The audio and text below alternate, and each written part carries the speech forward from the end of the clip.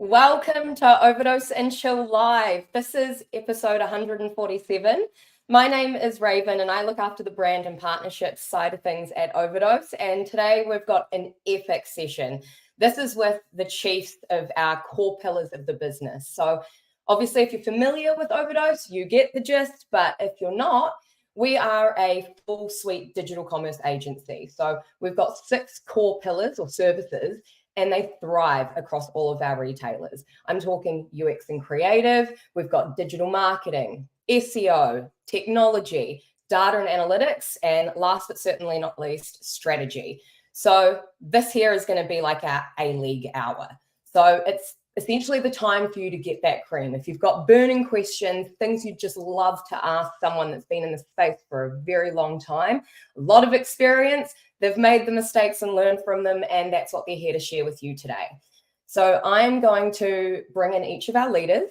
I'm going to introduce you to each of our chiefs one by one, and we're going to spend some time just digging into their craft. So as a viewer, I really want you today to be able to understand what are the key industry changes that have been going on across each of these disciplines. What have been some of those challenges that retailers are going to face, not only from what's been experienced, but what's coming in 2024. There's predictions that we're going to throw out there, see what happens. But these teams of people are incredibly knowledgeable. They're some of the most experienced humans that I know. And I'm just saying, you're in good hands. So I'd like to kick things off. As we always say, it's about the experience. So introducing our Chief Experience Officer, Ryan Delaney.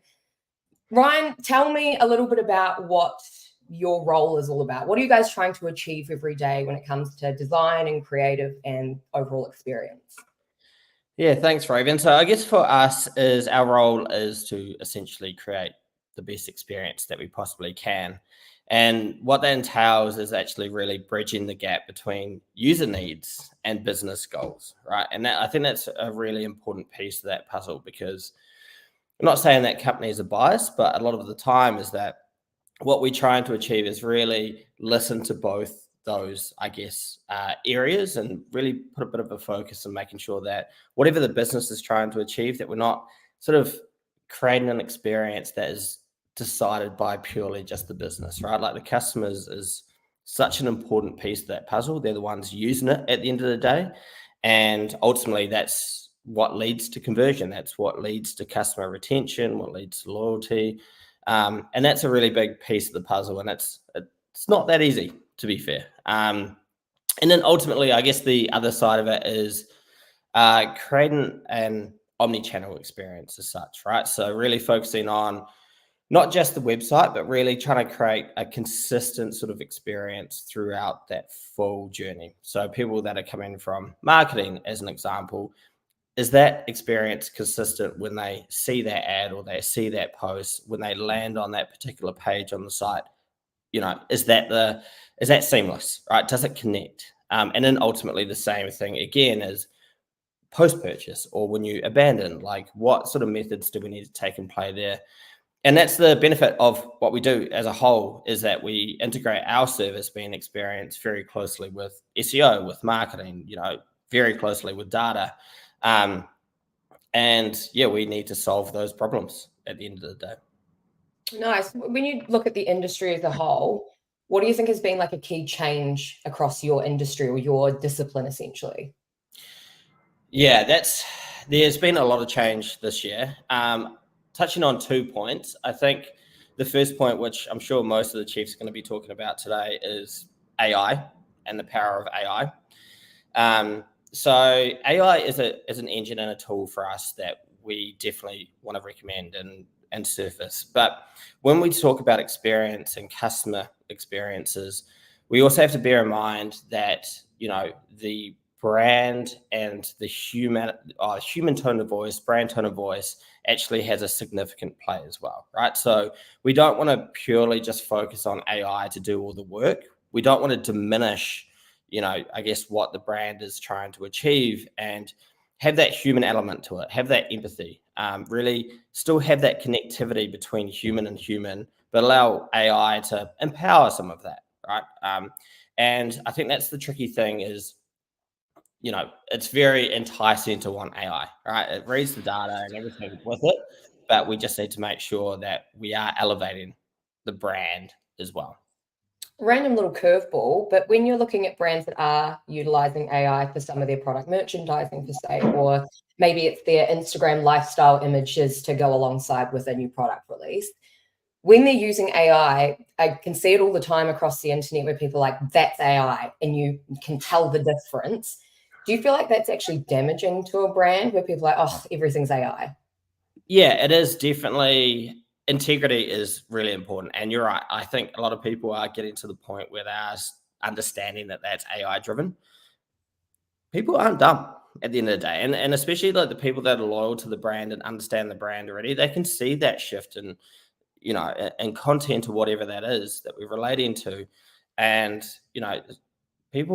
some people do respect it and some people don't. And we just kind of have to understand and test and analyze that sort of, was it worth it, right? So even if you did make a change on the website powered by AI, regardless of what we're trying to achieve and pushing a lot at the moment is A/B testing. Like, is it actually adding value? Is it devaluing? Because that's where we're going to get that information to really measure the success of that.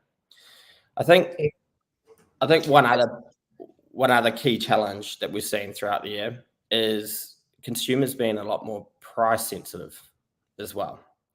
Right. So, wanting deals, we do a lot of user surveys and we talk a lot to customers, and price is always a primary factor of what's deterring them potentially from purchasing. So when we look at optimizing websites and optimizing product pages and things like that, it's really important that we start to actually focus on the value of the product. So actually start to push a narrative behind that particular product and then drive the motivation and the desire to want it, where price becomes almost the secondary factor, right? So what we're trying to achieve is really play with human emotions with the likes of content and optimizing these certain things. Like, that investment is 1000% worthwhile.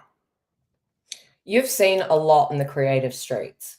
It's at a point where you can almost like start to predict things for next year. What would you say for retailers is something that's going to be a massive challenge that you can foresee? I think personally is that balance between privacy data and personalization, right? People are getting very wary, and I'm sure KJ would, he's probably got a lot to talk about this in his piece as well. But make sure that you are being transparent around that. What are you using it for? Customers are becoming more and more wary, and people do like personalization, right? They like that tailored content, that tailored experience based off their behavior. But that's one element that I think we have to be very wary for retailers to have.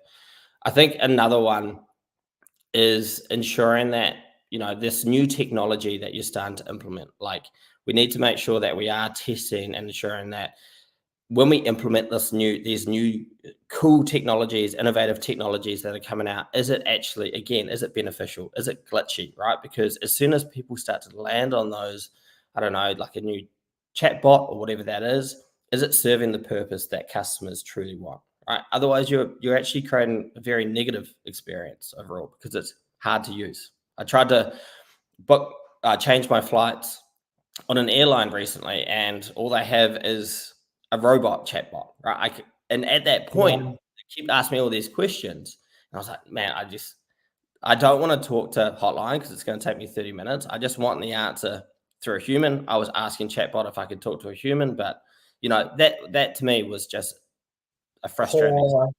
Yeah, 100%. If you look at the whole industry of user experience, what do you see is going to be a massive change next year, like overall?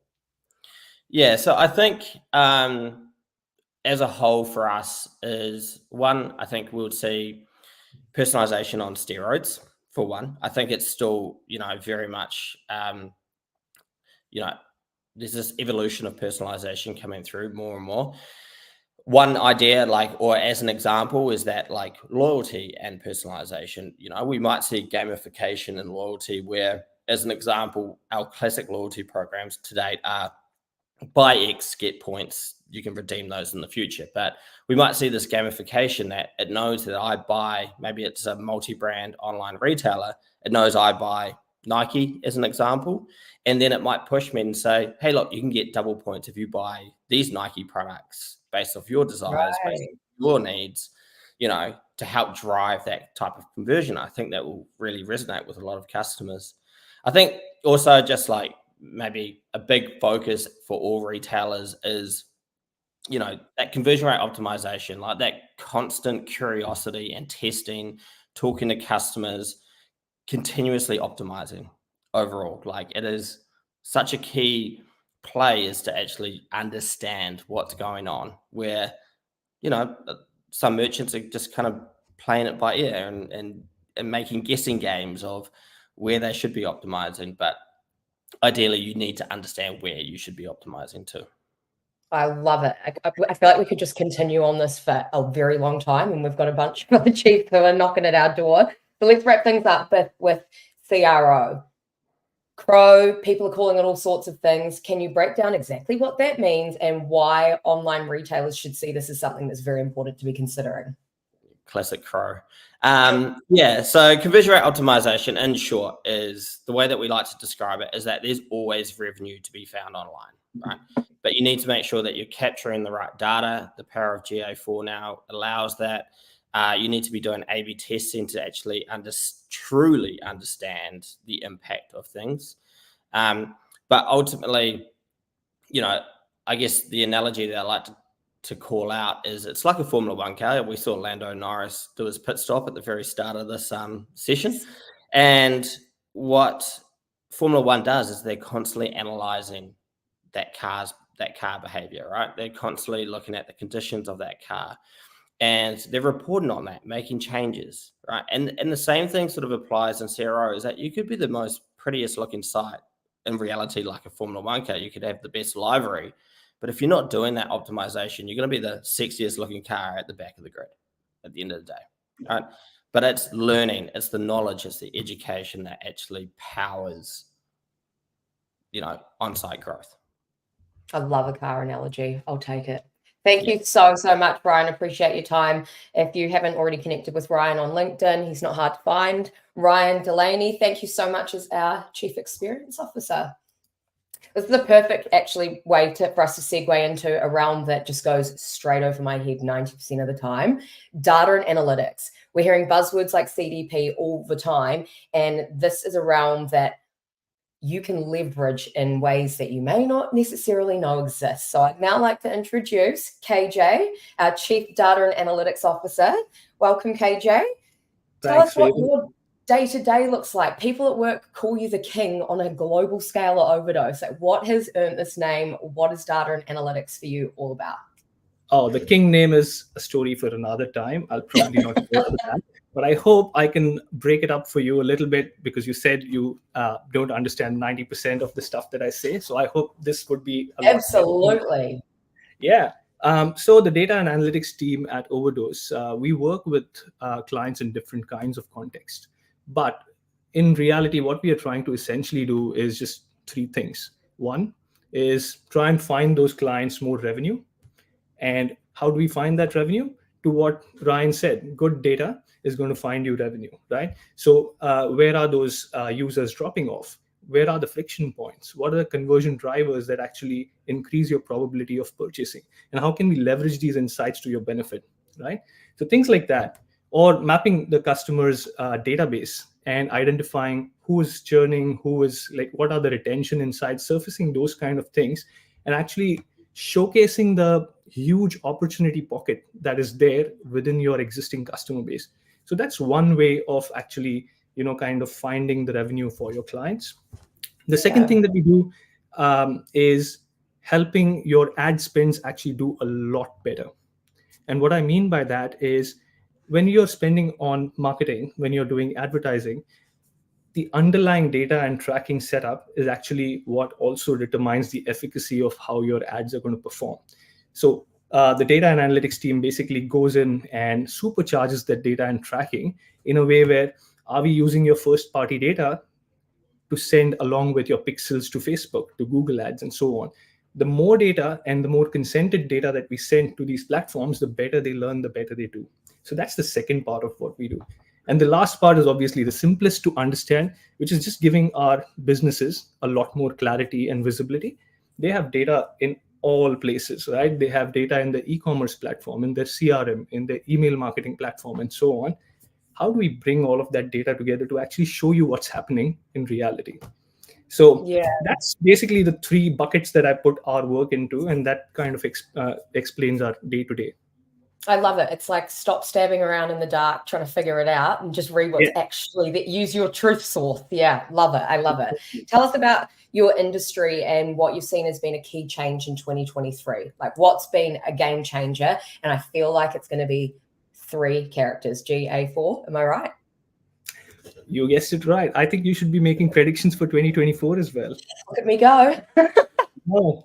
So yeah, the first one is obvious, and we had a massive transition, right? Like Universal Analytics was our beloved platform for, I would say, easily 95% of e-commerce businesses across the world. And it had been around for 18 years, like not Universal Analytics per se, but the same flavor of analytics had been there for 18 years. And then suddenly everything changed, and people don't like change, especially when the change is that drastic. And that transition was not as smooth as what Google would have liked it to be. So there were features that were missing. There were some bugs. There were differences, which everyone expected differences. But there were many unexplained differences. Why the hell is this data so different than what I used to see in Universal Analytics? So that's the time where people had a little bit of panic, a little bit of I need training, I don't understand this kind of a thing. But in the end, after people also considering alternate platforms like Matomo, Pivot Pro, etc., like there were a lot of other platforms, and they are good platforms, by the way. But I think we've come to a stage where everyone has settled down, everyone has accepted, and I personally enjoy GA4 because the availability of the raw data, event level data in BigQuery, that was never something in Universal Analytics. So the kind of possibilities that it creates is amazing for an advanced data team like ours. But yeah, I think it still has a big way to go. The second thing that actually changed quite dramatically in 2023 is the fact that merchants and e-commerce platforms kind of accepted the fact that they're never going to get 100% user data. And modeling became a thing, and it became a real ingrained part in platforms like Google Analytics, ads, and so on. So you're always going to miss out on data from users who don't consent to that data being tracked, right? And that gap is going to grow higher and higher. So modeling allows you to fill those gaps. And it was just a buzzword in the past, but the number of consent mode implementations that we've done in 2023 is just kind of a proof that people are agreeing that, yeah, we need to get on with modeling, and it's not as hard as it might be. Platforms are offering native capabilities for that.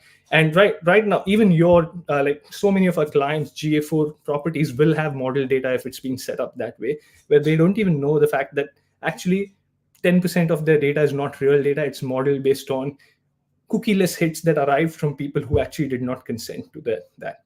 So that was a big change that happened. And third is AI, right? Yeah. LLMs and GPTs. The world went from, something like this could be possible in future, to holy cow, they've actually done it. Like it was such a sudden transition that happened in 2023, right?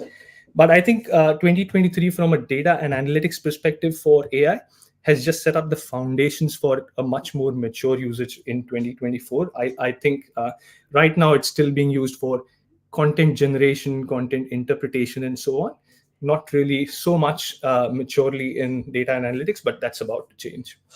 Actually, that's a great thing to ask as well, is people are using the likes of a chat GPT to leverage their data and put everything together for them and spit it back out in a way that's more easy to digest. What are the risks for retailers though? Because I remember being at a conference recently and it never got answered around, like, obviously a rule here at Overdose straight away was like, never input the data into the platform. You just don't do that. You can use dummy data, that sort of thing. But is that a danger for retailers? What are the actual 100%. risks there? 100%. So right now what is happening is, and this is kind of the trend that's going to change in 2023. Currently, your data is going to the models, which sit somewhere outside, right? What is supposed to happen is those models need to come to your data in your data environments. And that transition has not yet happened. And what that means is that data security is going to be a massive, massive thing. And I think CIOs and CDOs and all those people with C, they are still kind of themselves trying to understand what is it that we need to control, because CIOs have very clear security policies when it comes to, all things IT. But this is such a new thing that literally Excel, Microsoft Excel or Google Sheets have so many plugins that connect it to AI, and you can just install that plugin and say, interpret this data for me. And now who knows where is that data going? If that data had customer IDs and emails and phone numbers, and it's going to be a thing. So that is something that the maturity curve right now, we are in the hype cycle at the peak. It's going to come down. People are going to take a step back in 2024, and the data is going to come. The models are going to come to your data. So that's actually my outlook for AI in 2024, which is models come to your data within your data environments, and it's not complex. The tools that you use today are going to natively have that functionality. So think about your BigQuery data warehouse where you have connected different kinds of data. Just ask it a question saying that, what is my revenue for this category in the past 5 years, and what was the CAGR? And it is going to be able to give you that answer straight away. That's basically where it's headed. But that also means that in 2024, the role of a BI person is going to change a bit. It's going to go from actually creating queries to creating metadata about the data. So metadata is basically data that describes what this data is about, so that the AI can actually understand how to compile the natural language into something, right? So it's going to change a lot. That's definitely how I see 2024 for AI and LLMs and how they are going to be utilized in data and analytics. Well, I think that kind of leads us to the biggest challenge, is this kind of leading into the same topic. It fits in the same role, is getting their heads around how to process this, where their new place essentially is within the business. Yeah. That's the challenge for retailers next year. Yeah, there's a couple of challenges, actually. The first one is, of course, the data security that I mentioned, and just the fact of regulating the usage of this AI without actually dampening the pace that you can achieve. So that's number one as a challenge. The number two is, we've been talking about a post-cookie world for a long time, right? Cookies are going and so on, and I've not talked about that at all. 2024, as per Google's timeline, 2024, the second half, is the time where they completely deprecate third-party cookies. And which means that Apple has already done that in 2020. Google is doing it 2024. So with that, that's the death of the cookie for the internet, because who else is remaining apart from Google and Apple, who control the internet, right? So basically, what we are going to be seeing is, today the third-party cookie is the basis of all of your audiences, all of your remarketing, all of your advertising. That is what tracks you across sites and creates your profiles. And there's going to be alternate technologies that will come in. So my prediction is, and the challenge for retailers is that during this transition, a major technology is going to get transitioned. And you will see, number one, a lack of visibility and explainability of what are these campaigns doing? Why is it attributing these purchases? Third-party cookies was a deterministic way of doing things, where every user had a profile. Whereas now we are going to non-deterministic ways. So there'll be lack of visibility. And second, I also feel, hopefully, it will be temporary, but I think there's going to be degradation of ad performances, especially for the top of funnel channels. So don't feel that you're the only one and something is wrong.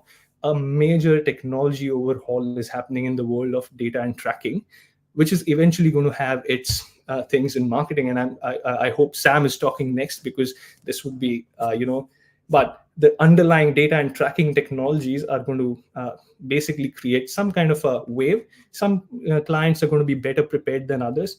If you've been tracking your first party data, if you've been encouraging people to log in, etc., and use that data in your pixels, etc., you're going to be better prepared for this change. Oh, amazing. Thank you, KJ. Like, just you understand things that a lot of people don't. And I think being able to leverage the information that you bring to the table, obviously as a marketer, that ticks all of my boxes. And speaking of, shall we bring Sam in to talk to us all about digital marketing? Thanks again, KJ. If you've got any questions, I'm not the only one. I've got a stack of them, but hey, by all means, if you've got any questions and you're watching live right now, drop them into the comment section. More than happy to jump on those. We've still got in the mix Nikolai, who is our Chief Technology Officer, Todd, one of our founders and also Chief Strategy Officer. And right now, we've also got Jason, our SEO Officer. But right now, let's please bring to the table Sam, our Chief Marketing Officer. Sam, obviously you're looking at the previous two sessions and going, this just is right up my alley. This is what I do every day. Those are the teams I work directly next to. It is a real brave new world of digital marketing out there. So, the idea is it's time to level up. What does that look like in your realm every day? What are you guys working towards? What matters? What's the overarching theme? Yeah, hey, Raves. Firstly, before I start on marketing, respect to Raven, who has her own personal brand going on in the background. For the eagle eyes out there, she's got her own marketing poster. So that's next level marketing right there. Yeah, so my role at Overdose is to lead the digital marketing team. That means that we run paid advertising and marketing automation for clients. So everything in the world of paid search, paid social, all the social platforms, programmatic display and video, and marketing automation, meaning email and SMS strategies. So the whole ship. I guess kind of what we're doing for clients is really taking their brand to market and really helping those brands tell their story, kind of showcase who they are, what they can offer customers, and ultimately just helping them find new customers, convert those customers, and then keep those customers. So it's pretty simple, or it sounds very simple, but it's certainly not simple. I think every year when we get to this time of year, my team is on its last legs. They're literally kind of clutching at the finish line. Peak season for us is hectic. You've got a lot of brands trying to make a lot of money over the past couple of months. So shout out to my team for putting in the hard yards for the last couple of months. But that's what it's all about, making it work for clients, driving growth for our clients, kind of getting that revenue in the door. So that's what we're all about. ROI for brands, as Ryan and KJ have kind of already alluded to, we work really closely with the likes of design, data, naturally, and Jason, who I think is following me in terms of the organic search stuff. But everything that we do, as a group and as a business is all so interconnected. The impact of data and measurement is massive for marketing. The impact of creative and design is massive for marketing. And the way that paid and organic search work together are super important as well. So yeah, although we kind of focus on the paid stuff from our point of view, we also work really closely with those other guys in the business to get those results. When you look at your industry, like I live and breathe this in my own little capacity every day with Overdose marketing, but what do you see as some of those key changes in the industry? There've been a lot of different buzzwords. There's been a lot of recycled loyalty programs, that we see being rolled out, and that's always the default, we'll just do that and turn it on. And obviously you guys work with those who are optimizing it and going, let's personalize this, let's actually get that impact value and classic buzzword ROI. What have been some of those key changes across the marketing industry that you've seen? Yeah, I mean, for 2023, I would say more than any year, it's been really volatile, right? It's been turbulent. It's been challenging for marketers to get that ROI and that ROAS, in an environment where there's a cost of living crisis. There are kind of lots of macroeconomic factors that are affecting how much spending money people have. So it's really challenging to kind of have successful marketing out there and making it work. So all of that means we just have to stay focused, keep grinding, keep working hard on all of these brands and all of these campaigns. I'm certainly going to drop some AI chat into this conversation, because that is kind of coming in to I wouldn't say save us, but to support us in terms of understanding what works and what doesn't work 100 times faster than we can have done before ourselves. So we'll save that chat for the second part of our conversation. But yeah, I think 23 for me has just been a year of really hard work to try and kind of get those results for brands and make sure that they're able to keep growing. We had some incredible tailwinds with COVID and lockdowns, and no one had a choice but to shop online. So lots of brands saw incredible growth, but it's just been harder this year to kind of get those results. Not to say we aren't seeing success. So we've just had a really successful peak season actually for our brands, and we saw 3 out of 4 of our brands growing year on year, which is phenomenal. I don't think anyone would have called that before Black Friday hit, but we've been really happy with the results that we've seen. But it's just taken a lot of focus, innovation, testing all throughout the year to kind of get to that point where a brand will have a successful peak season. So lots of work goes into it. It's been a year of it, but it's always a year of it, and that's why we're here. We're always excited about the challenges. Bring it on. I say 2024, I'm sure will be no different. I'm sure in 12 months' time, everyone will be complaining about how much of a grind it's been and how exhausted we are, and how we're all looking forward to that slice of turkey in a couple of weeks or in a week. Absolutely. That's something that we're hearing all the time is, digital marketing teams versus the e-com teams, and budgets being, divided between the two, and what percentage do they get and why. It's kind of that ongoing battle essentially. And ever since COVID, you're right. What's the formula now? It changes. It's like a virus that keeps mutating in a way. Your strategy has to move in the same capacity. It has to keep adjusting. I think that's an awesome thing to touch on with the challenges. I've never heard a marketing strategy described as a virus, by the way, but that's moving. It keeps moving. You can't get rid of it. You've got to keep it moving and keep it adapting. But nice. Looking at some of those challenges as well, because obviously that's been part of it. Where to next? There is no formula. You have to keep adapting, and no one knows whether they've got it right or not. When you look at the challenges for next year, what do you foresee? Yeah, I mean, not much will change in the sense that it is always going to be, there always will be change. There will always be the need to stay agile and test new things and try new things. I think this is where, I hate to be the third out of 3 chiefs to talk about AI, but, when AI comes in so many different ways to support and kind of inform marketing, it just means you've got more power to make decisions, make things work. It's kind of touching our world in so many different ways. We're seeing really strong results now through automated campaign optimization, through the likes of Google have a Performance Max product, Meta have an Advantage Plus product, both of which are really designed to kind of let AI kind of support your campaign delivery and performance. And all of those things are just helping our team, and therefore our brands, kind of free themselves up to think more about the brand, kind of think about the business in particular and kind of what it's trying to achieve, and just be a bit more strategic about kind of how we deploy all of this marketing. So I'm still, a massive proponent of AI and kind of using that in our day-to-day. And, the team is spending a lot of time testing all of these tools, testing the results, just making sure that we understand what's working and what's not working. But I think it's there, as Ryan alluded to earlier, to kind of help us and to be a tool for us to do better work. And the exciting thing for me is that, all of that AI stuff frees us up to think about, creativity and the brand. And it's kind of that old school, new school sort of dichotomy where you've got new school coming in, taking care of the kind of the doing and the execution. And you've got the old school, why are we marketing? What are we trying to say about the brand? Kind of what is our identity? What's our value proposition?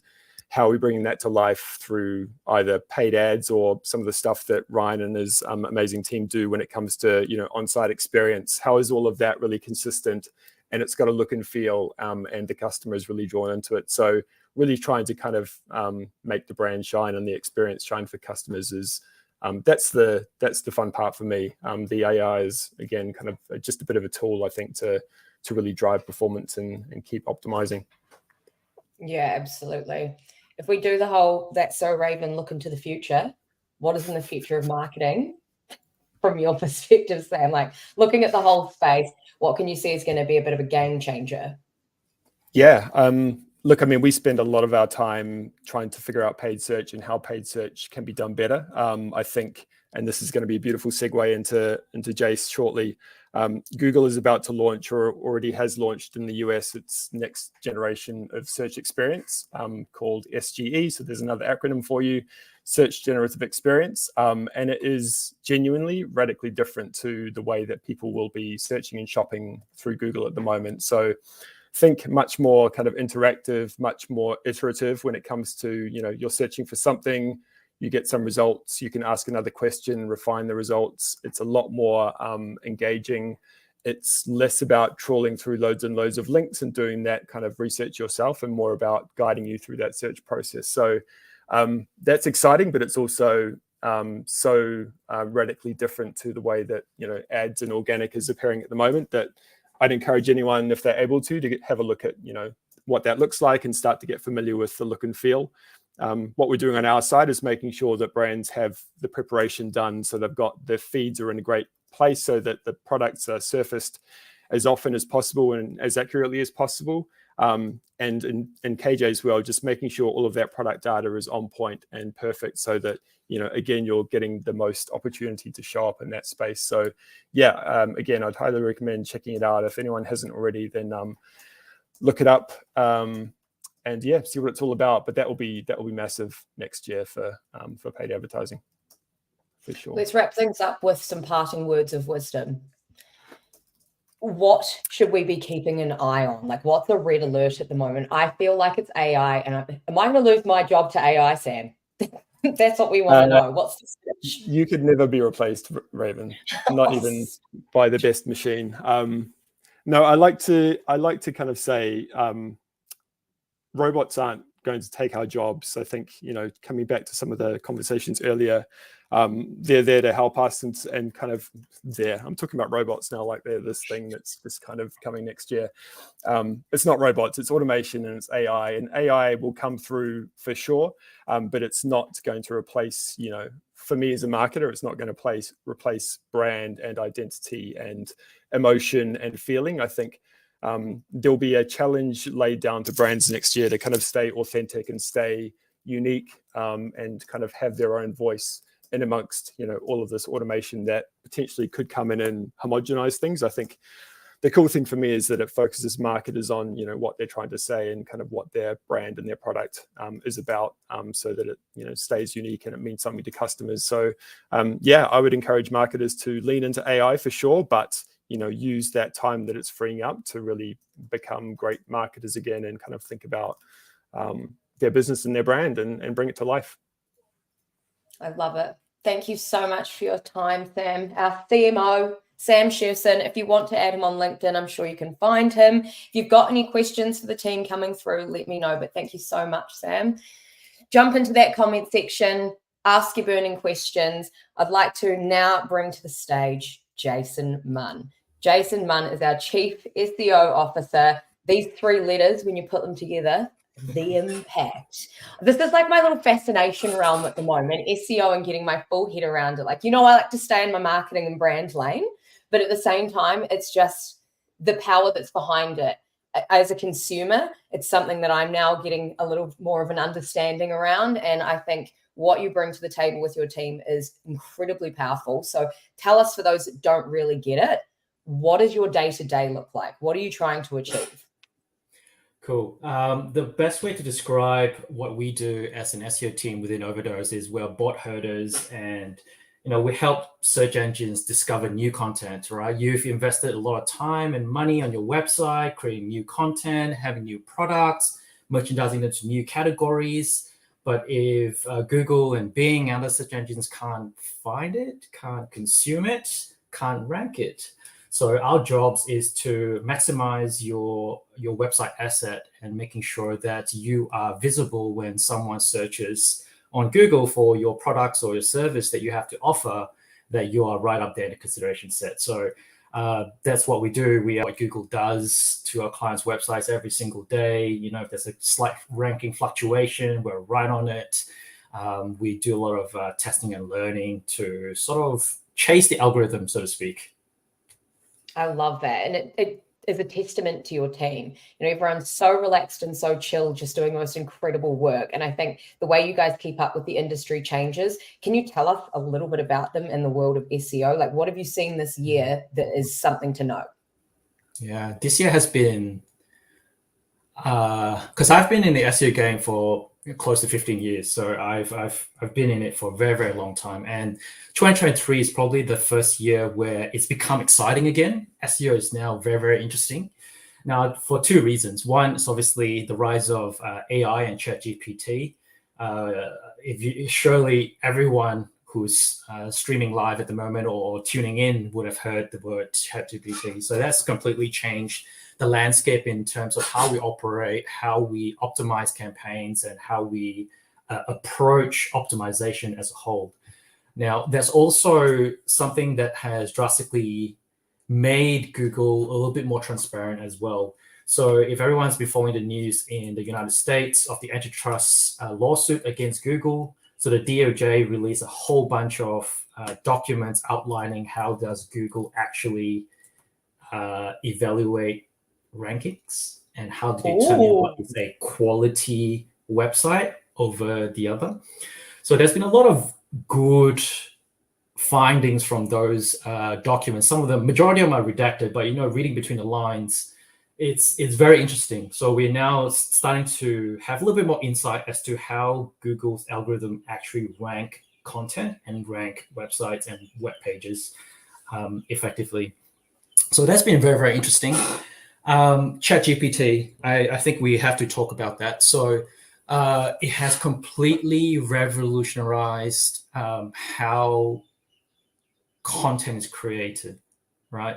If you think about you as a content person, you sometimes get writer's blocks. You go, I want to say that thing, but I don't know how to say it in that tone. ChatGPT is great for that. It has gone, it has evolved leaps and bounds since version 2.1. It's now ChatGPT 4.1 now, and it's unreal.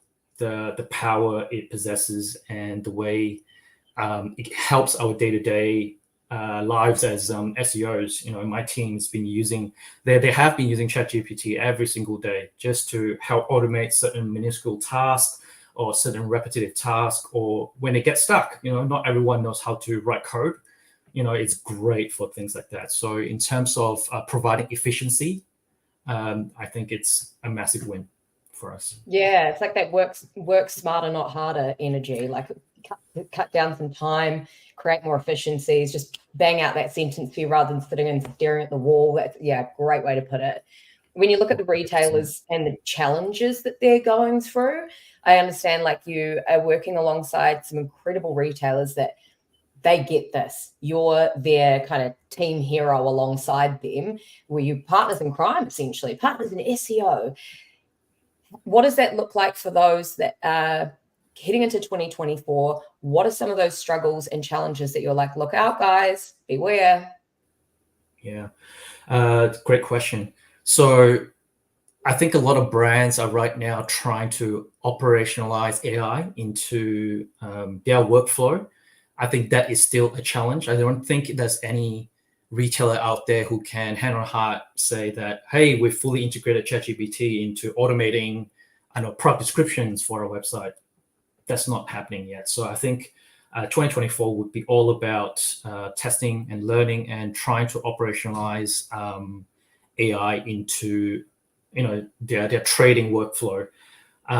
Just to quote KJ in his session, it's difficult when you're dealing with so much data, so much technology. How can you keep data protected? How can you keep your users safe when someone purchases from your website? How can you keep that data safe? So operationalizing it would be what I think most retailers would be focusing on in 2024. And I think it's also very, very important. With the rise of AI, that means the scammers and spammers would also be leveraging that technology to put a lot more crap into the internet, right? Half of what search engines have the significant challenge in doing is to weed out those low quality content and scam and spam stuff so that day-to-day users don't get those kind of results. So I think their challenge in weeding out automated generated content, which is put up into the internet just purely for monetization's sake, I think that's going to be a big challenge for them.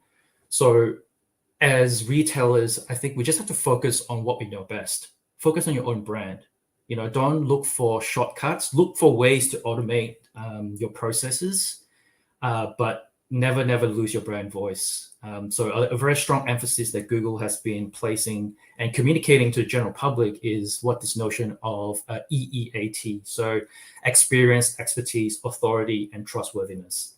If you think about those 4 words, you can't fake those 4 words. Write them It's down. all about branding. Love it's that. about branding, right? So you can't fake those four acronyms. So just focus on doing what you do best, focus on your own brand, building an audience, building a strong following. The rest will follow. The rest will come. Said with your chest too. I love that. We've got an epic question in from Zoe. Bing. For a lot of people, Zoe knows that Bing is about as relevant of a search engine as Ask Jeeves was. We all remember that. However, it is a platform that people should be paying more attention to or put more investment into. Is there an untapped opportunity there that businesses might not actually realize? Good question. Yes, I think everyone should invest more in Bing, just purely to give Google a run for their money, right? You don't want that monopoly of traffic and ad spend going to Google, right? You want to give them a good run for their money. The reason why I say yes is because 3 weeks ago I was at a conference up in Sydney. There was a Bing rep who presented, and he showed us some really compelling numbers that Bing is the first search engine, I think, to roll out their AI assistant into their search results. And he showed a chart where they found user satisfaction significantly increase when a user interacts with their AI chat, their version of ChatGPT, right? And users tend to stick around a little bit longer, and users get the results and to the end of their journey with a higher satisfaction. So they did find that results are more relevant and it's more compelling. Obviously, different types of users use Bing, slightly older demographic, but it's a little bit stickier. That's what he said. So I do encourage people to give Bing a go. Yeah, you don't have to use Google all the time.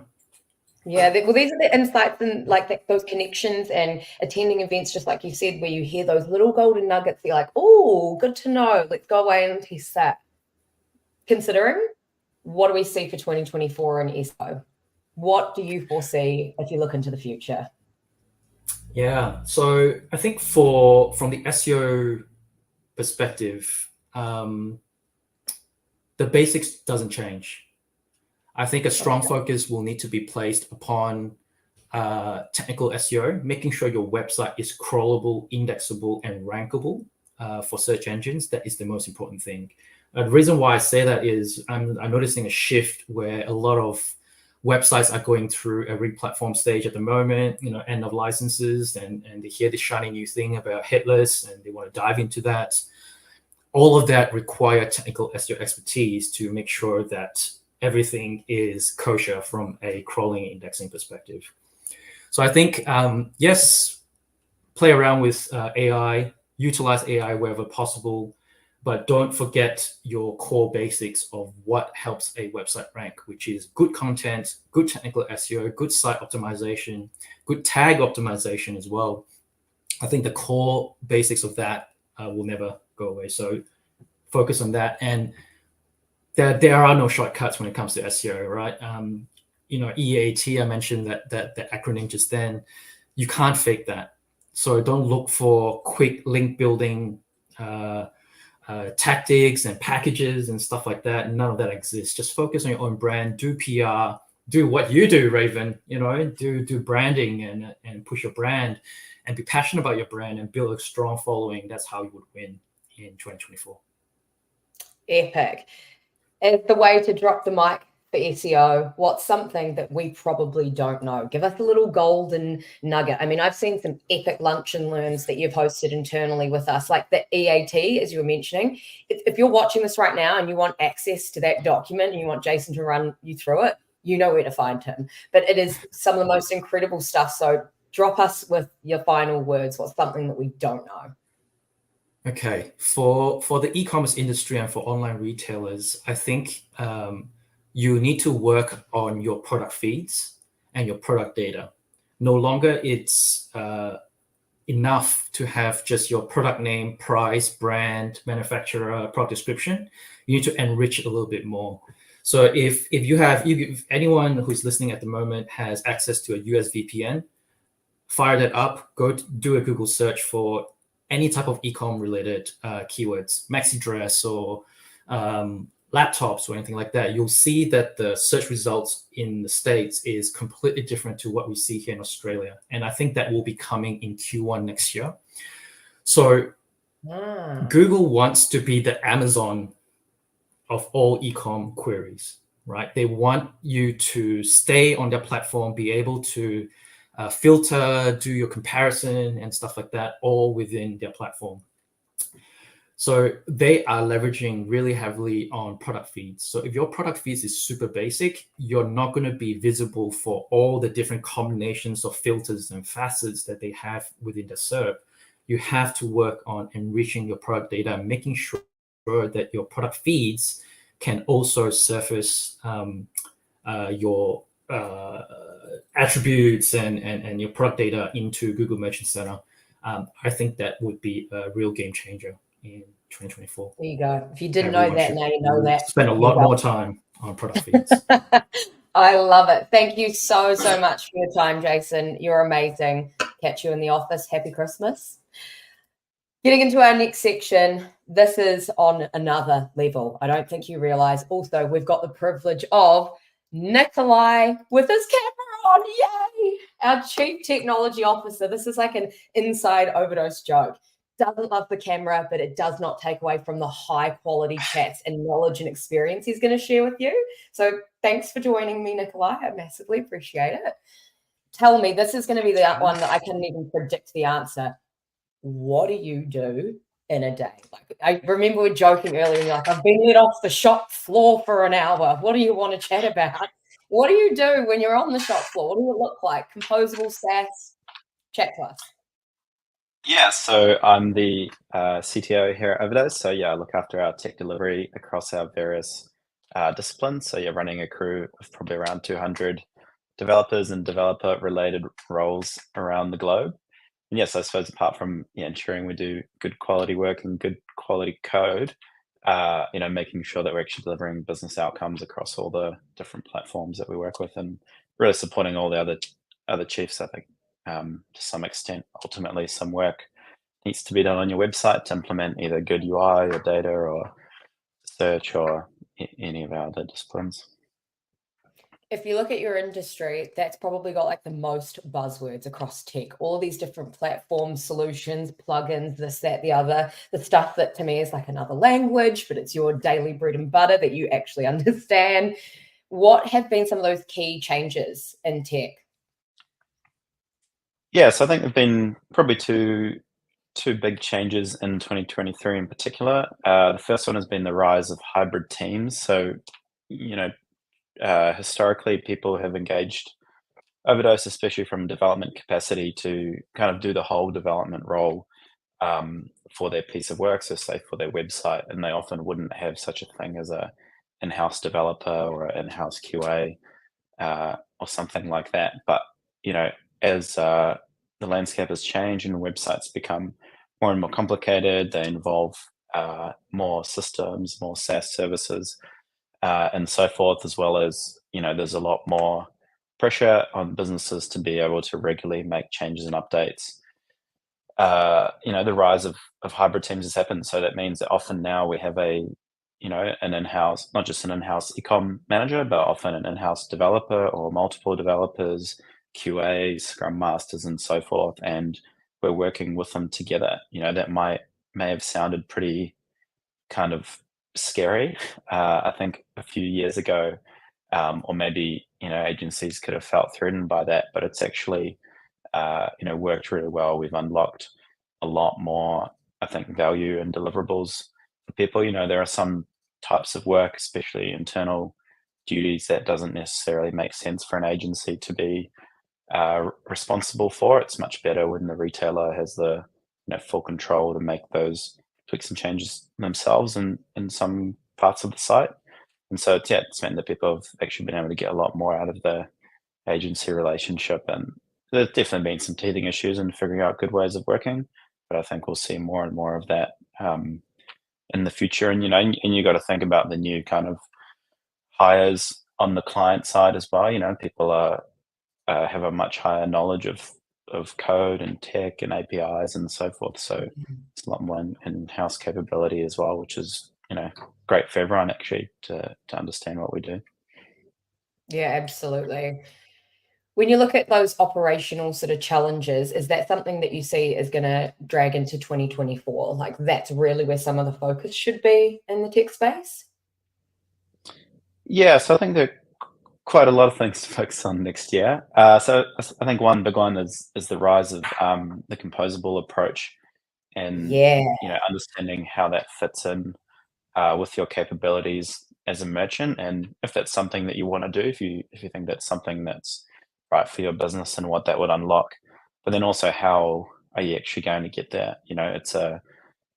For some merchants it can be quite a big lift, including the suitability of their existing systems, the capabilities of their team, understanding where they want to get to, and so forth. But I think we'll see more and more retailers take that direction, and part of that will also be them picking up hybrid teams. If we're going to go on a composable journey, for example, as part of re-platforming, what can they do themselves? What part are they going to play in managing that stack, rather than just going to an agency and outsourcing that whole function? But yeah, it means you've got to do a bit more planning, understand what are the parts of your stack that you actually use today, what do they do, who's responsible for them, are we getting the most value out of them, and then seeing how that rolls up into a re-platform or an evolution of your platform.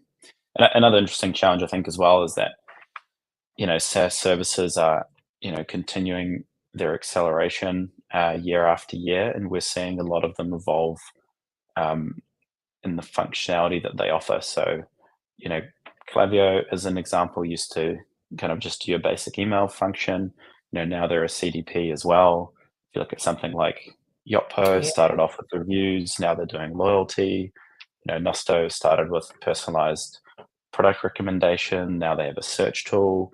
And then in contrast, Algolia started off as a search tool, and now they're offering personalization and recommendation. So where you may have used multiple services in the past, potentially those services are now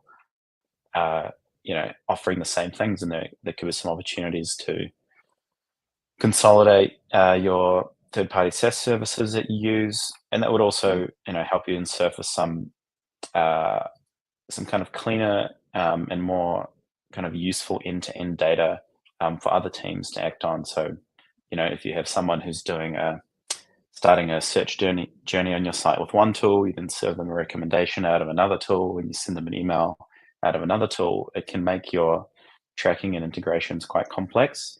So where we've seen a kind of move away from monolithic kind of e-com providers in a way, I think we're seeing almost the opposite in SaaS providers to some extent. What would be like your first set of advice for a retailer out there that's seen a shiny new piece of kit? It's the same as like when you don't go to the buffet full. You go when you've got an empty stomach so you can capitalize on your situation. But when you see a shiny new kit, you're like, oh, this is exciting. My so-and-so e-com friend has started working on it and loves it, but you may not necessarily understand what you're currently working with. What are some of those key markers, or would you tell a retailer, like, have you considered this, this, and this? Go and check that before you even entertain a new platform. Yeah, I think maybe I'll answer that in a slightly different way. I think that something that people need to be maintaining more and more these days is a pretty accurate picture of actually what their current stack and infrastructure looks like. So what are all the different tools that you've got that are not just part of your core e-commerce offering, but all the different services that are hanging off that, and who looks after them, what value do they add to your business, do you still use them, what's the licensing agreement there, are you using all of the features, and actually have that really clear picture. We often see when we go through a new project discovery or a migration, that lots of different business functions come out of the woodwork that people didn't know, that they're actually already doing, or they don't know who looks after it, and so forth. And so I think if you have a better handle on your full stack and architecture, when you look at one of those, shiny new toys, you can actually much more quickly make an assessment, like, is that something we do already? If I were to replace it, what's, what am I replacing it with? And, you'd actually get a much better feel for how quickly you could implement that shiny new toy, and it can help you make those decisions. If you were to look into a crystal ball, what do you see is going to be a change next year? You're not allowed to say AI either. We've done that one. That's finished. Pick a new word. So I think probably the biggest tech change, and maybe it's a little contentious, but I think the bias is going to be people are moving away from building platforms and thinking about all of the functionalities and tools and systems that they have, and actually not looking at it as just an online shop or an online platform, but actually looking at it as a whole end-to-end platform for trading and engaging with your customers, and looking at tools in a more kind of temporary fashion in a way. So that means that while in January you may offer loyalty in a particular way, and that's how it's that's how it's trading and engaging with your customers at that time. In 6 months, you actually might be up for changing that platform. And if you have a good stack that allows you to drop those tools in and out, you can actually more focus on the end result for your customers, rather than focusing on the kind of beautiful tech stack or integration approach or coding approach that you've done there, because ultimately it's a pretty fast moving world, and you want to be set up to adapt for that. I think that's a great way for us to segue into what's the go for next year, because I'm hearing agility, flexibility from you. Like, those are key things and key indicators that teams are going to start moving towards next year. What is the go in terms of concerns? So when people have come back from the beach, they've done their detox from the cocktails on Christmas, and it's like, right, what is one of my first priorities in your space next year as a merchant? What is something that they should be doing? Yeah, I think going back to one of my earlier points, I think making sure you have an up-to-date view of your tech stack, understanding your license terms, your license renewals, all the different tools you've got. Once you have that clear picture, it may straight away give you some answers.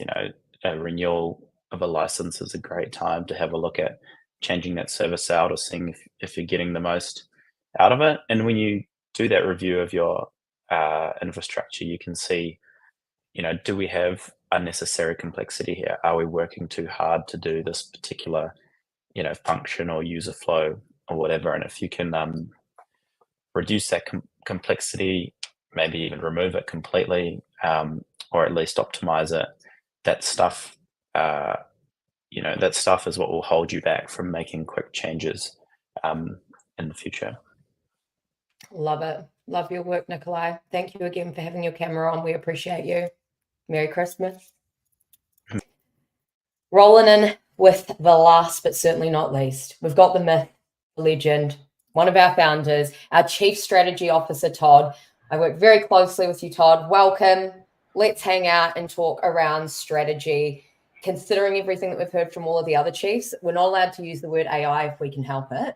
Mhm. But other than that, what are we trying to do in 2024? What have we been doing in 2023? Let's start with some of those key changes. And you can't really call strategy an industry, but as a concept and a major integral part of everyone's business, what are some of those changes that you've seen this year?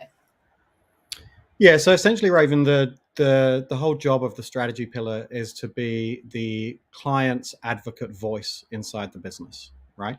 It's about right-sizing the opportunity, being completely agnostic, doing the right thing every time for a merchant, and making sure we're pushing them in the right direction. So I think to really consider what's changed in 23, we've actually got to go back a bit further and say what happened in 20 and 21, right? And through COVID, it fundamentally changed our industry, right? So it became that window of where for merchants, it was like shooting fish in a barrel, right? Suddenly everyone was online. It's the old quote of a lot of people got caught swimming naked when the tide went out, right? And I think through that process, it fundamentally changed multiple views of what digital means to retailers. And we're seeing the back end of that has happened in 23. So you had people that were trying to redeploy staff. So we had store staff that suddenly become warehouse staff, logistics staff, online traders, merchandisers, right? And suddenly you saw that, during that COVID period, some people were doing 100% of their revenue through online. And whilst that has the rate of growth of commerce has certainly declined in the past year, the actual percentage of revenue that is coming from digital transactions, and even more so digitally influenced transactions that are happening in store, continues to grow through there. So if you go back through what a lot of the guys were talking about there, if Nikolai talks about hybrid teams, the reason for there being hybrid teams now is because from a CFO's perspective, the line item from e-commerce is now bloody important on their P&L. It used to be hey, there's a bonus 10%, wasn't that fun? And now it's like, we can't live without this revenue, and we don't want the risk of that revenue being sat purely with our platforms, our agencies, our partners. We need to bring that in-house. And that is an incredible maturation of the industry for ourselves. And it meant that we've had to adapt with those flows as well. So I think if you looked at that trend through 2023, it's people getting a lot closer to their consumer and having control of what they're doing. And that will continue in perpetuity. KJ touched on, the data warehousing, right? The usage of AI tools, not to replace us, but to augment us and make us better at those roles, right? It then becomes the job of agencies to kind of flip back more towards being a consultancy than being doers all the time, right? And it's saying, how can we make sure we're doing the heavy lifting and enabling you for continuous growth through there? Now, the fly in the ointment for that, Raves, is that as with all economic cycles, the actual impact on the consumer tends to be, between 12 and 24 months between when it actually hit the public sector before it hits the private sector. So we're now, many will argue we are or we aren't in recession, but certainly the impact of price on a consumer is a real thing, right? So Ryan touched on that, and we see that through surveys. A customer is fundamentally loyal to their own wallet before they're loyal to a brand, right? And so that price sensitivity is coming through because the interest rates on your mortgage are going up. The price of a tomato in the supermarket is insane. And we all have to be a little bit more conscious in how we're spending our monies. Now, the flip side of that is that lots of these brands through COVID, they actually overtraded in digital. And they suddenly built these teams that were a little bit too large. And we saw this on platform side as well, where they suddenly started getting massive, private equity investment. And we have seen layoffs in our industry, on the product side. They will tend to be quicker to lay off staff and reduce costs because they're PE backed, rather than retailers who are much more staff centric as a organization. I apologize if I offended anyone. That wasn't meant to be a broad brush. But certainly retailers don't tend to be the fastest to respond in doing, let's lay off 20% of our staff, right? They tend to be a lot more sensitive through that process. And what comes with that is a inflection in what's the aggressiveness in the activity in there. And the last part, just to comment on there in 23, and it will happen in 24 as well, is we've seen a massive swing from big CapEx spend into OpEx spend. And this is being driven by those e-com managers that are sitting inside brand, which is, hey, I gave you all that big budget to spend in 21, 22, when we realized we've been caught with our pants down. We had to go and buy our big platform and do the big project, right?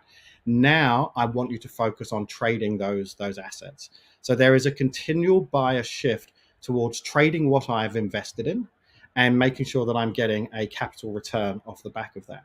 And again, that's a really bloody good thing for our industry, because what it's teaching our retailers, merchants, the whole industry is that digital is a constant investment and not silver bullet purchasing, right?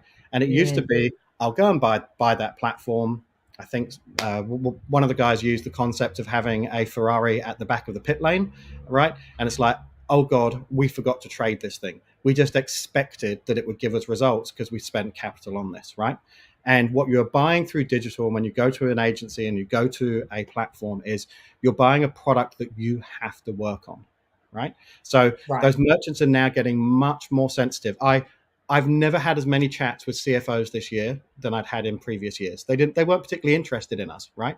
Whereas now they're like, what's my total cost of ownership? What does my staffing structure look like? I need to run this. What are my license terms? How do I get out if it doesn't go right? And fundamentally, we've now got CFOs really, really interested in our discipline. And it's a good thing, but it also means that, you know, you get caught on your heels sometimes of how do you justify those costs? And you were talking about shiny new tools to Nikolai.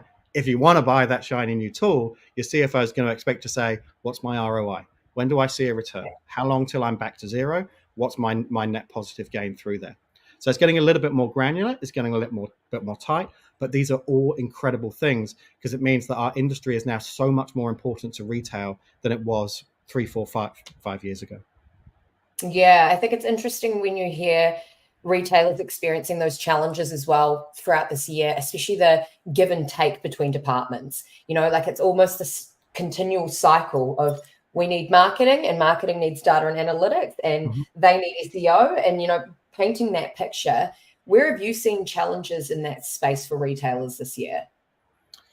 Yeah, and again, these are all trends that can continue, Raven, right? So we talked about this concept of a merchant wants to own their customer, right? And that has massive ramifications. It means, do I want to be on a marketplace? How much of my product do I want to be wholesaling? What do I want to keep private to myself?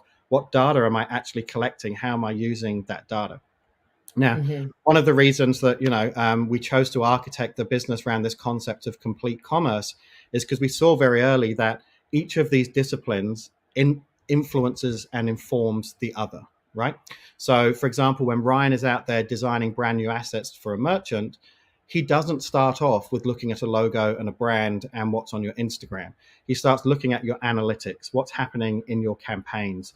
Where are customers exiting from here? What are our competitors doing in market? What are the data points that we will need to be able to allow Nikolai to build the personalization engine so that Sam's team can then actually drive algorithms to do the personalization, right? So we need to look at this as a whole sphere. And traditionally, people have looked at this very linear, which is stand up a website, run some ads, and pray, right? And hope wasn't the best strategy. But believe it or not, during that COVID period, that was all you really needed to do, right? If you stood up a website and then spammed some ads, you could make money, right? But it's coming back now, right? So I think the biggest sort of influx change there is that, you know, this has been the most successful year Overdose has ever had, right? But I feel like we've had to work 5 times harder to get those results, right? Because it's that shooting fish in the barrel attitude. And it's the same for merchants, right? When they're working in digital, you've got to kind of get out of that dopamine hit that came of where merchants were just landing and buying. And we're actually worried about how do we keep up with shipping this stuff and getting more stock into the country. And now it's a case of, right, I've got my supply chain sorted. We've got everything coming in. Yeah, there's a few changes always happening in market with regulations and big competitors coming through. But fundamentally, I now need to consolidate my services into a single view. And having that fragmented approach is where a lot of merchants are moving away from. And when we are at our absolute best is when we are providing a complete commerce service, right? Because we can be accountable, right? And it's really bloody hard to be accountable if there is one big hole in the sieve and you aren't allowed to go and plug that hole, right? So the more touch points we can have and that true appreciation that a customer is not a linear human being that sees an ad and buys a product. They are touching, they are feeling, they're exploring, they're reading, they're searching, they're watching videos, they're looking at ads on the train, right? There are so many touch points of influence that come through there. Where the complexity comes is how do you attribute all of that stuff and knowing you're spending stuff in the right time. And that's where KJ melts all of our minds because he can work it out and none of us can. But that ability to really see the whole picture, but not just see the picture, understand which rabbit hole to dive down, right? Mhm. There are so many rabbit holes, right? And the answer for how you do that goes right back to our core values, which is get shit done, right? Yeah. You run the marathon one step at a time, right? You cannot boil the ocean on this stuff. You've got to say, right, we are now going to go and attack SEO. We're going to get better at data. We're going to do marketing. And you do it through consistent incremental investment and change. And that investment is both in your partners, it's in your products that you're bringing in, it's in your HR teams that are bringing in the right talent in-house, and it's also integrating your whole retail teams at a merchant side. So the guy who's standing behind the counter has an appreciation for what the guy in head office has done to drive that customer into your store, right? So I'd say the last thing there is that the KPI that every retailer, and I've been banging on about this for years, Raven, you can sit there and stare at conversion rates, click-through rates, cost of acquisition, all those stats. The one stat that every merchant needs to understand about their consumer, and I would challenge that probably less than 5%, maybe even less than 2% know this, is what is the lifetime value of your customer? And you can only know that number if you understand every channel that your customer is purchasing through. Lifetime value of a customer who only purchases online, useless statistic, right? Because you have no idea what that customer has gone in store and bought, and what they bought off of Amazon and what they bought off the Iconic and Kogan, and if you don't understand that about your customer, how do you expect to be able to influence them? And nearly every time when our team goes and does these deep audits on a merchant that's saying something's just not working, nearly every merchant assumes that we need to force more fuel in the top of the funnel, right? The truth for nearly every merchant is they already have enough customers. And it's about taking that customer on a journey through your brand and building the lifetime value and relationship with that customer, and not force feeding more into the tank. And if you think about it, Raven, if your car had a hole in the petrol tank and you kept on having to go to the garage, you wouldn't keep on putting petrol in. You'd find out where the leaky hole was, right? But most merchants think just shove more people through the door, right? You should only be investing in shoving more people through the door when you have a confident level that your tank, your funnel, your pipeline of converting that customer truly works, and you know how to take that customer on a journey through your brand. So I think you'll see that in 24 as well, right? Is customers really nailing down on that. And there's a lot of bloody work to do, because you've got to get the platform, the people, the intelligence, the ability to act on all of that. But it saves you so much money when you do it, because you stop just trying to buy every transaction and you earn every transaction. We've already brought that customer into our environment. Why on earth are we paying to get that customer to buy for a second, third, and fourth time, right? When actually we can build loyalty, we can build data, we can personalize, right? We can make this a really interactive experience. We don't care where you buy from, right? A CFO should not care if a customer buys in store and online. They should care that the customer buys off of us, right? And we should be using all of that in an integrated shape. Oh, I like that. I guess that it also talks to some of those predictions for 2024. So knowing that this is one of the shifts that's going to move. I remember a very long time ago, we spoke around touch points, and that it wasn't actually that long ago that it was 6 or 7 to get a customer to convert, like as an average across all. What is it now? 20, about 16 to 20. Yeah. So the number of times, and that might be that they just see a LinkedIn. They might see a LinkedIn post. It's a random bit of remarketing. It's an email, right? It's a cross multimedia environment.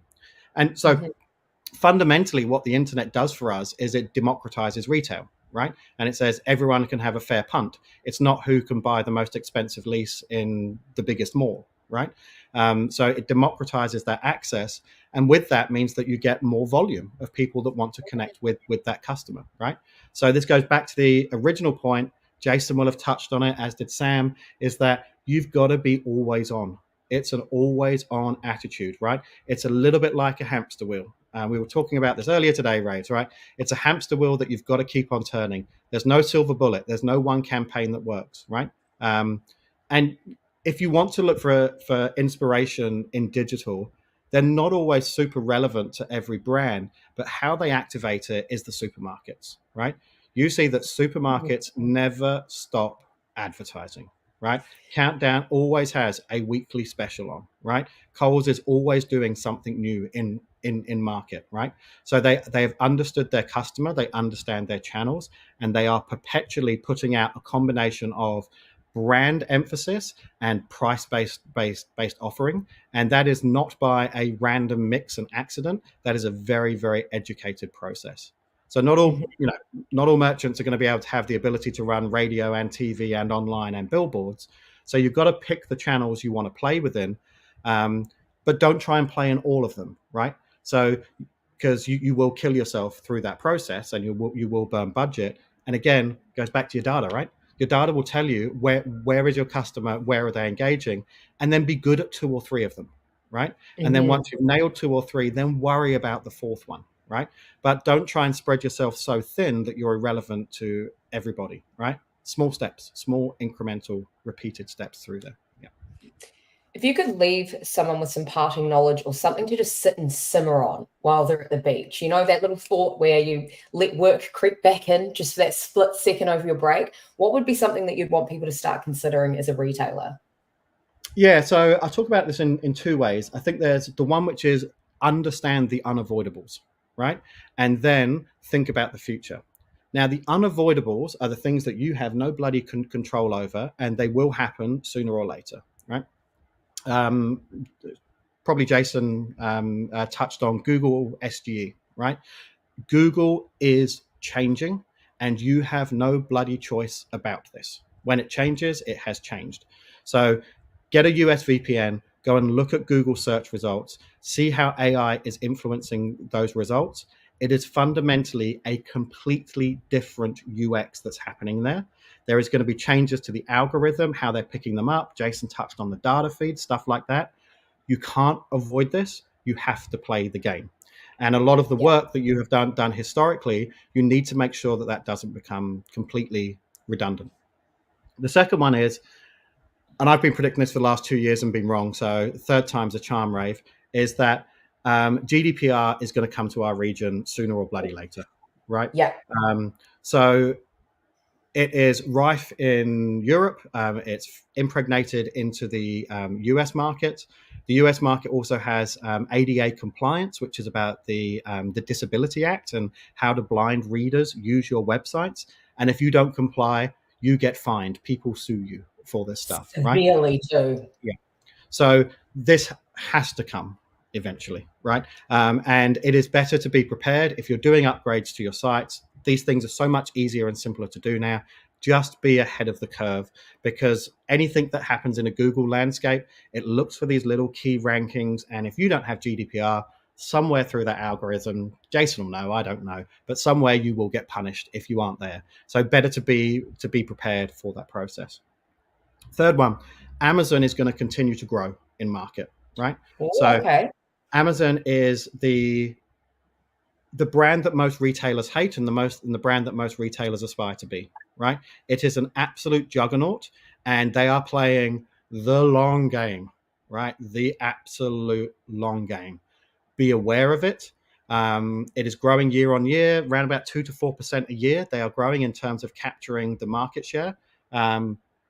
I may be wrong, but I think I read a statistic just the other day. They now have a bigger market share than eBay in Australia, and maybe the largest merchant in Australia already. Regardless, these guys will eat your lunch, right? And if they're not eating your lunch, resellers will eat your lunch for you, right? Mm-hmm. So they will be picking up your product and they will be kind of gray marketing it, through those channels, right?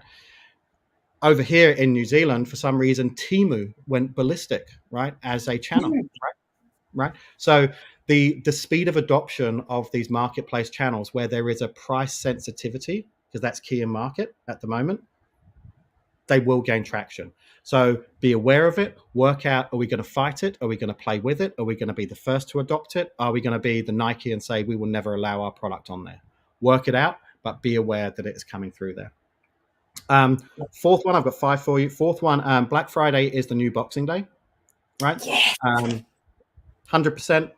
We've seen this in all of our stats. It is bigger than Boxing Day. It gets more awareness. It gets more attention. Black Friday is supposed to be a day. I've seen people running 2 weeks prior to this. Do you know what I mean? It's almost like a liar's poker, that who reveals their hand first. Thursday week. Yeah.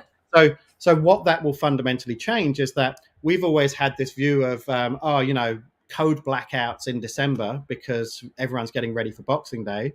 That's going to shift forward a month, right? So retailers, be ready, be aware. It's important. Do I like it as a consumer that buys things on Black Friday? Yes.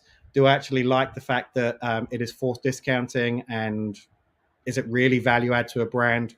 No. I think one of the most interesting retailers I've seen is, obviously we do all of Patagonia's work in Australia. Even though they don't do Black Friday, they see a retail surge that comes in that window.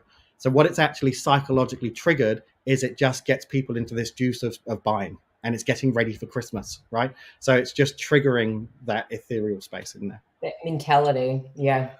My fifth prediction is an anti-AI prediction, which is I reckon you're going to see a couple of brands break themselves by trying to go too AI heavy. So a couple of the guys touched on this, right? Which is that consumers aren't dumb, right? Consumers can actually start to spot when, hey, this feels a little bit kind of botty, and you've kind of lost your human touch, right? A little bit like where people started turning away from brands that were using too many influencers. Do you know what I mean? Yes. Saying, you know what, you've just kind of muddied the waters now. Do you know what I mean? It's got real kind of murky. So AI is there to make us more efficient at our jobs, to be an inspiration and a tool set to drive things faster and better. It is not there to replace things.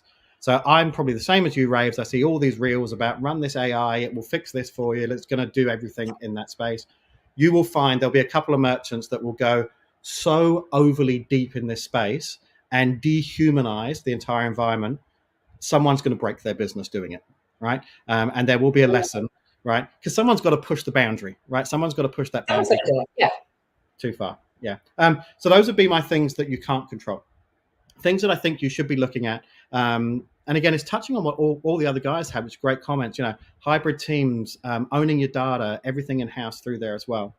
The one extra nugget I will give you is that I think next year is going to be the foundation year of where we truly start to see digital breaking into store, right? So historically, we've always seen that your point of sales have always been driven off of your ERP systems, and it's a very transactional environment.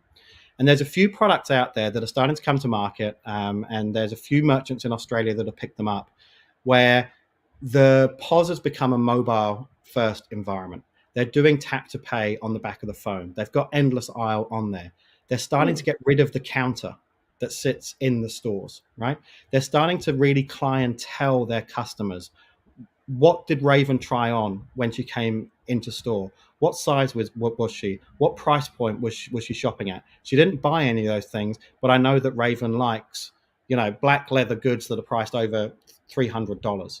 I then use that data to inform what I'm doing online, right? Yeah. Same thing. You've been researching on the website. We've been serving you these remarketing ads to come and buy your new black leather jacket. You've gone, do you know what? I'm in, but I'm going to go in store and I'm going to try that on. You buy the jacket, and we're still sending you remarketing ads because we haven't got a clue that you've bought that, right? Yes. We're still sending you emails. So by combining all of that data together, that's how we start to bridge into the space of LTV, right? Because I now know everything that Raven has done in-store, online, her preferences, her activities. Is she a better customer because she shops across both channels? We know the answer is yes. A brand's best customer always shops in-store and online, right? How are we using that to drive personalizations? What does it look like in loyalty and through that? And then further than that, how do we evolve the store experience? How do we make this something where I am spending more time sat next to you and coaching you through that sale? I don't need to dive to the back room to go and find your size. I can tap it on the app and someone brings it in. I can immediately see what stock is available. I can ship it to home for you for free because you're about to go out for dinner, right? And I can mobilize that whole space. So I think you'll see the evolution of POS as the next big thing. It will take 2, 3, 4 years to actually mature in market. But I think next year is the foundation year where people start really buying in to that vision. I love it. And that's the mic drop. I love Boom. it. Thank you so much, Todd. Hey, Raven, before you jump off, we all owe you a massive kudos, my friend. So for everyone listening, when you see all of these incredible volumes of Instagram posts, case studies, podcasts, the parties we come to, the workshops, the masterclasses, everything like that, that all funnels through one person's hand, right? She does an incredible job and tells me off for asking her to do too much, but does it with a incredible, glorious smile and candor on her face. So from all of us as Chiefs, thank you for everything that you've done for us as well this year. Thank you so much, Todd. And with that, that is an absolute wrap on 2023. Thank you all so much for coming and joining us for this session. I feel like there's some incredibly valuable, knowledgeable little tidbits in there that you can go and simmer and sit on across the break. But this is how we roll. This is Overdose. You've now heard a really solid slice into what to expect with each of those core pillars, what they foresee in the future, what we've been doing in 2023, and what sort of things you can, like I said, sit on the beach and think about during the break. But other than that, it is a huge love and peace out from Overdose. Have a wonderful Christmas. Peace. Merry Christmas.